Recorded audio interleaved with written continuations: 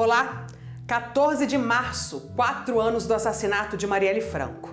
Também é Dia Internacional de Luta contra as barragens pelos rios, pelas águas e pela vida, que intensifica atos pelo Brasil. Governos estaduais flexibilizam o uso de máscaras para locais abertos e fechados. Mais de 10 capitais já desobrigam o uso do acessório. E veja ainda, curta-metragem Mulheres de São Lourenço traz reflexão sobre a condição de mulheres quilombolas. Eu sou Emília Bisotto e te convido a continuar aqui com a gente. O programa Central do Brasil está começando agora.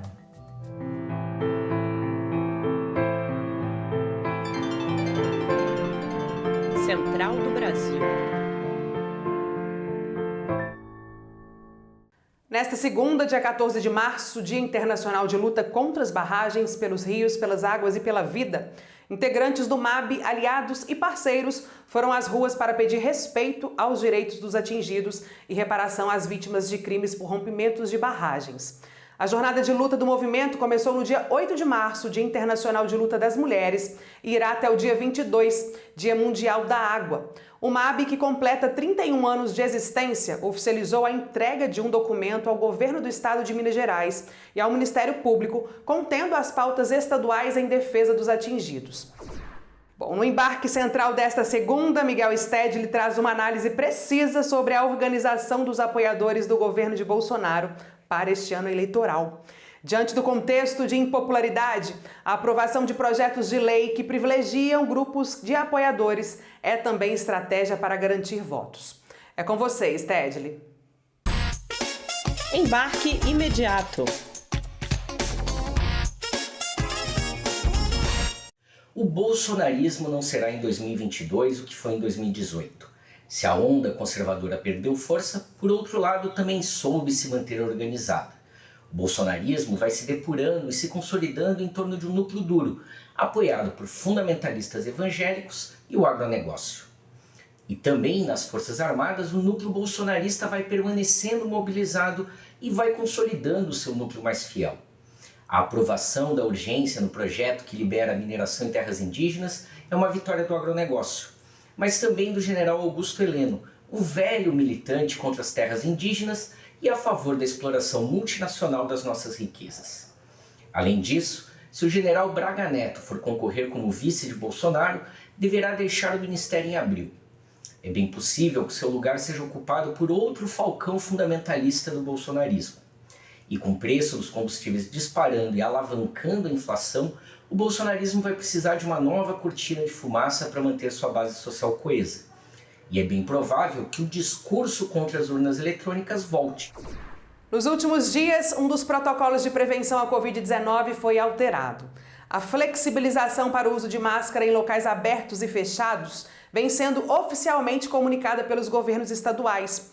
Algumas regiões do país já aderiram à nova regra e outros ainda avaliam a mudança. A justificativa para a liberação é a queda no número de óbitos e contágios. Afinal, usar ou não usar a máscara?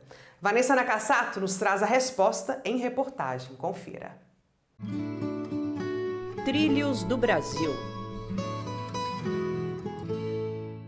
O governo de São Paulo anunciou neste mês de março o fim da obrigatoriedade do uso de máscaras em locais abertos em todo o estado. Com isso, a capital paulista se junta a outras 10 capitais brasileiras que já retiraram ou marcaram uma data para retirar a exigência. No Rio de Janeiro e em Natal, o uso do acessório deixou de ser obrigatório em locais abertos e fechados. Em Manaus, a máscara deixa de ser exigida ao ar livre a partir de quarta-feira, dia 16. Para o epidemiologista e professor da Universidade de Brasília, Walter Massa Ramalho, a medida é precipitada. Se existe transmissão, existe o vírus circulante. Se as pessoas não usam máscara, nós vamos aumentar a taxa de transmissão, né? Por isso que eu defendo o uso da máscara, a observação, até onde nós tenhamos níveis muito mais seguros de convivência na sociedade. As capitais e estados alegam que os números de casos, internações e mortes por Covid-19 caíram. Por isso, a epidemiologista e professora da Universidade Federal do Espírito Santo, Etel Maciel, afirma que a cautela agora deve ser individual e ressalta que, apesar de locais abertos oferecerem menor contágio, lugares com aglomeração e sem distanciamento social podem gerar riscos. Tem muitas pessoas ou poucas pessoas. Assim, eu consigo ficar a uma distância das pessoas. Vou dar um exemplo aqui. A gente vai caminhar no calçadão, caminhar na praia, no calçadão. Tem espaço ali entre as pessoas. Então, seria um local aberto que eu poderia não usar máscara. Eu vou num estádio de futebol. Está lotado, tem muita gente pertinho de mim. Então, mesmo que seja um local aberto, para eu me proteger mais, eu deveria usar máscara. Além da vacina, os dois especialistas enfatizam que o distanciamento social, a ventilação de lugares fechados e o uso de máscaras ainda são fundamentais para que a população não contraia o vírus da Covid, principalmente idosos, gestantes e pessoas com comorbidade. No dia 11 de março, fez 2 anos que a Organização Mundial da Saúde decretou o início da pandemia. Hoje, dia 14 de março, completam 4 anos do assassinato da vereadora Marielle Franco. O Brasil perdeu uma líder política e uma grande mulher que lutava e resistia em prol de garantir direitos básicos à população. As investigações continuam sem resolução e até hoje não há respostas sobre quem foi o responsável pelo crime. O assassinato evidencia a impunidade de casos que norteiam questões de gênero e raça. Segundo o Atlas da Violência 2021, 67% das mulheres assassinadas em 2019 eram negras. A vereadora tinha seu trabalho reconhecido na área dos direitos humanos e se destacava na luta por direitos da comunidade LGBTQIA+, contra o machismo e contra o racismo.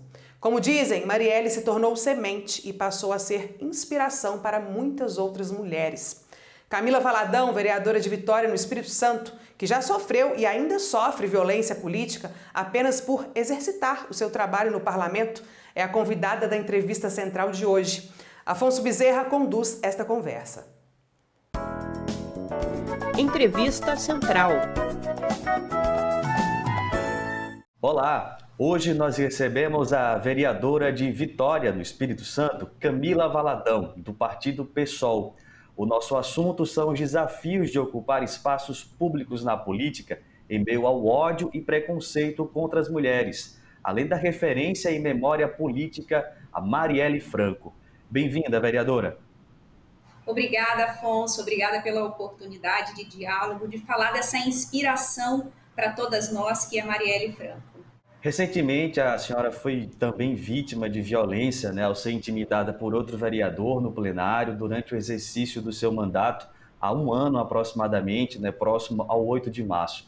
O que ocorreu exatamente e como é que a senhora reage a estes episódios? A violência política ela é cotidiana no nosso exercício parlamentar. Ela começa lá em março do ano passado, um questionamento sobre a roupa que eu utilizava, o fato de eu estar usando um adesivo como esse que eu estou aqui agora, e pelo uso da palavra todes. De lá para cá, as agressões foram aumentando, a gente vem enfrentando uma espécie de escalada na violência política de gênero, que nós entendemos que não é algo exclusivo contra mim, né? Ela não tem um caráter individual. Ela tem um caráter coletivo, é contra nós, é contra as mulheres, e por isso a gente tem falado muito de violência política de gênero, na perspectiva de desnaturalizar isso que muitas vezes parece que são questões individuais contra uma parlamentar, trazendo essa dimensão que isso é uma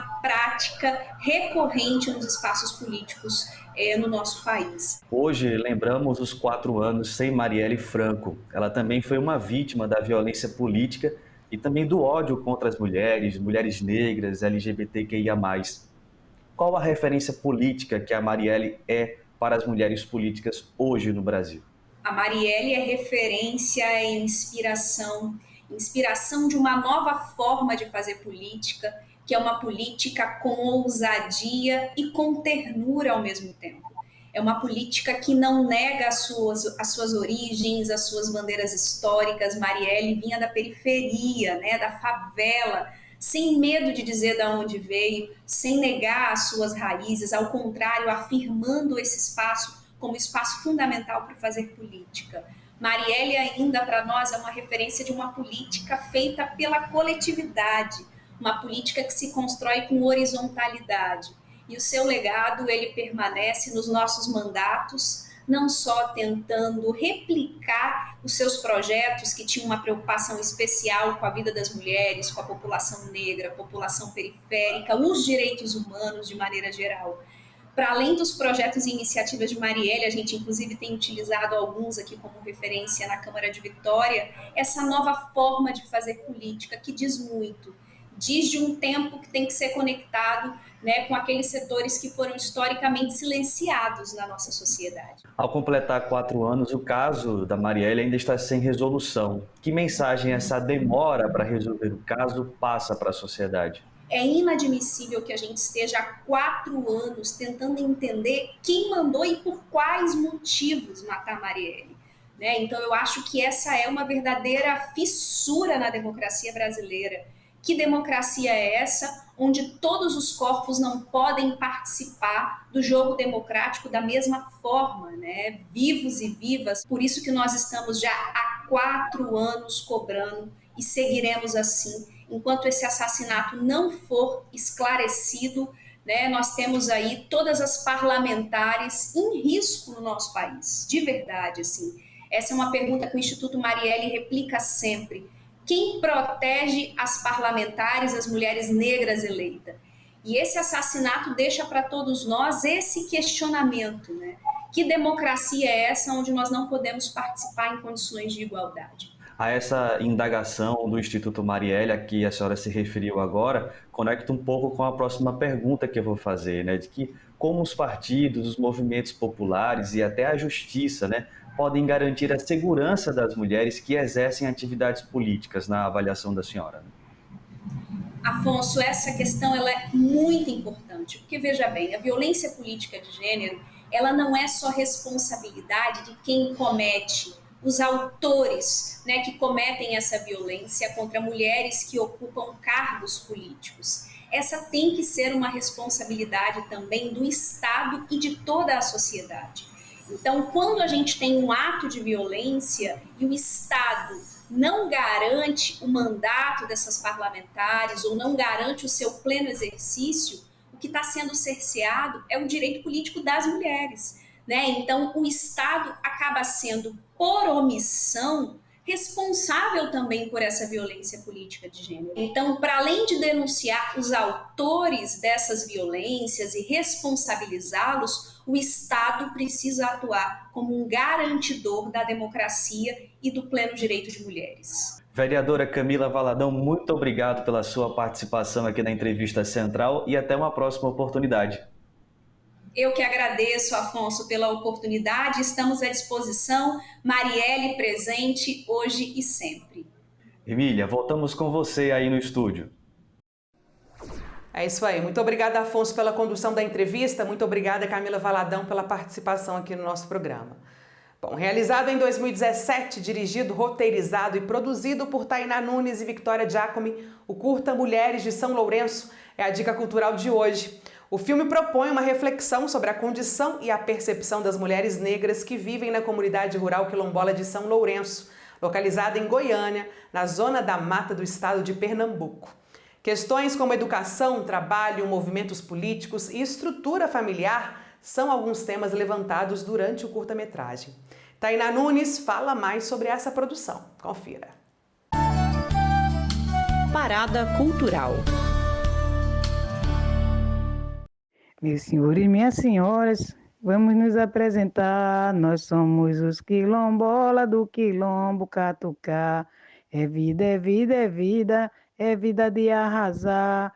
É vida com alegria, muita vida para amar. No filme, temos 5 mulheres que discorrem sobre o que é ser mulher, racismo, o futuro das meninas e mulheres quilombolas, entre outras problemáticas. Espero que gostem do nosso trabalho e nos acompanhem também nas redes sociais da Lampejo Fotografia. Bom, e com essa dica cultural de hoje, o programa Central do Brasil desta segunda vai ficando por aqui. Eu agradeço a sua companhia e espero vocês aqui amanhã, hein? Até lá! Tchau!